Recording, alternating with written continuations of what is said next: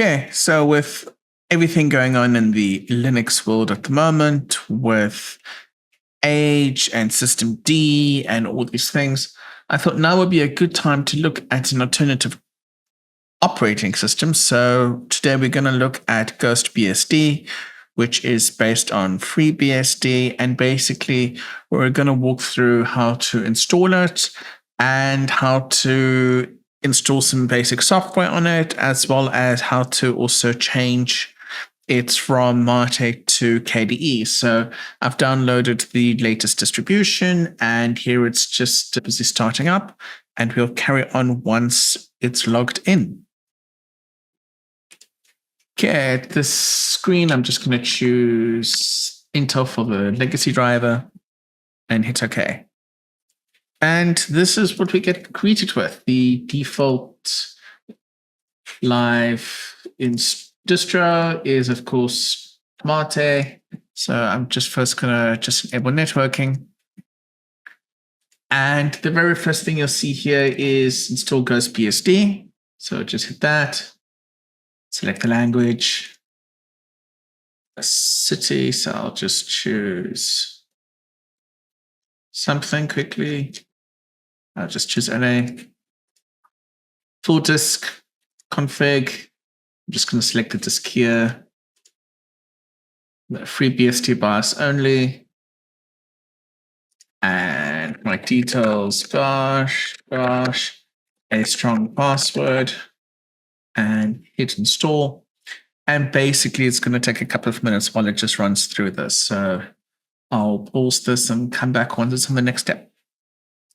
Okay, and then we get to the screen once installation is completed. So I'll just hit restart. And now we are back at a login screen. So we'll just log in. And you'll see by default it's set up. So if you just take a look here, you'll see the default Mate applications that are here, and you can get some stuff done if you need to. It should be fine. Let's say you're like me and you want to change this up a little bit, or you really prefer KDE. Well, a couple of steps we need to do. So first thing, we're going to just go to administration, and we're going to go to update station. So update station allows you to update this. So what I'm going to do is it's going to check for updates, and we're going to download these updates and apply them first, and then we'll continue setting this up. So create boot environment backup. Awesome. And then I'm just going to hit to update there. So it's going to take a little bit of time. So I'll just let this download, and we'll be back once it's on the next step. Okay, and it automatically moves on to installing. So let that continue. Okay, so we'll just hit the restart now option. Okay, so the next step we're going to do now that this is updated and restarted is go to administration and software station, type in a strong password. And now let's say you want KDE. So let this tool just sync quickly. And basically, we're just going to do a search here. So I'm just going to do Plasma and play the game of find the correct install. Okay. So you'll see there's this option here, KDE Plasma Desktop. We'll just tick that and click Apply. And it's going to ask for all the additional dependencies that you're going to need to pull down. So we're just going to confirm those and let it download this and automatically install it. And we'll be back once it's done this step. Okay, now that that's done, I'm also just going to search for console as well, the KDE terminal emulator. And I'm just going to apply that. Let that be installed as well. I just like to do that because I'm not a fan of the Mate tool. Okay, and the next thing we're going to do is another restart, and we'll be back.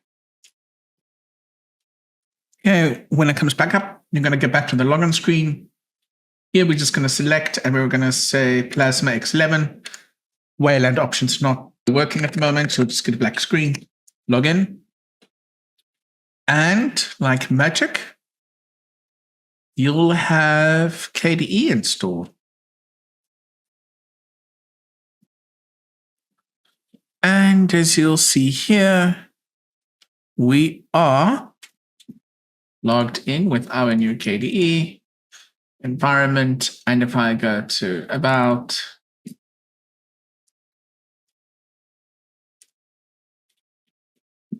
FreeBSD, which is normal to say X11 and KDE 6.5.5.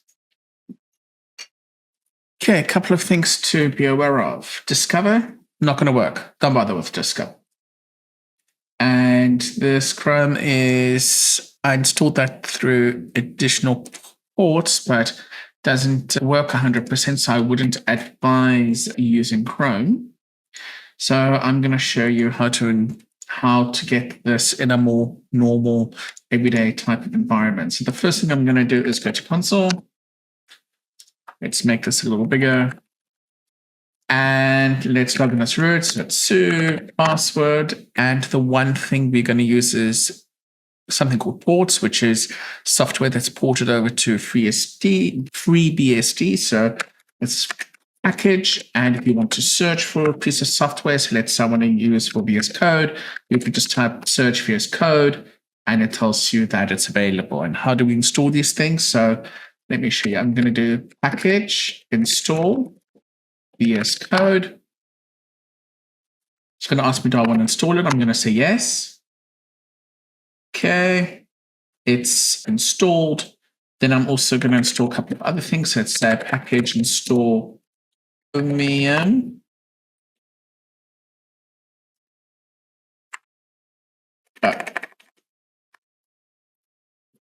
Helps if I spell it correctly. So let's install that. Then I'm also going to install Helix, which is the text editor I use. So let's install this. And let's say you're somebody that uses AI. I'm just going to search your code. Don't have to use it, folks, so don't need comments about it. And let's say you want to search for something like open code. Doesn't exist. You can just search for AI if you wanted to and see what tools are there. And of course, if you search and it finds a bunch of stuff, you can just obviously go here and scroll through it. For example, I like to use Alacrity, which I've actually previously installed. So if something's already installed and you were to go package install Alacrity, right, it will tell you it's already installed. The other way to do this would be, I can just go here and then I can just go up to System and Software Station, log in. And like before, when we installed KDE, you'll find relevant software here. Let's say, for example, I want to search for LibreOffice. Right, here it gives me a bunch of options here. You just have to find the right one. That can always be the entertaining bit. Let's see, if I just do the language pack, will it actually install the whole app? Let's take a look.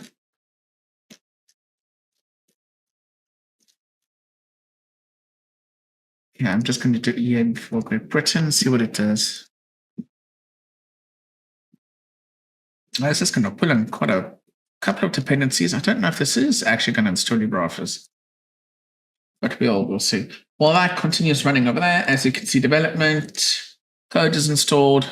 VS Code is there. Chromium is here.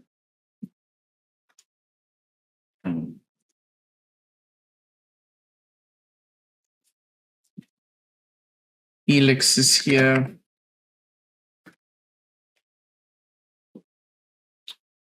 Claude code.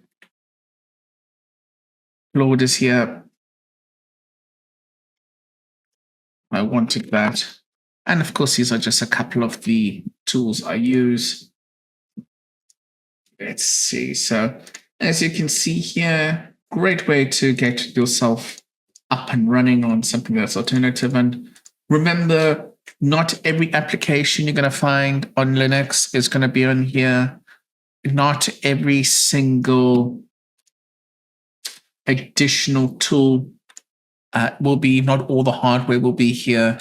And if we check Office, yeah, you'll see LibreOffice is actually installed. So we did install the right package. So this is to bear in mind. If you're used to Linux, you're probably more used to more of a plug and play type environment.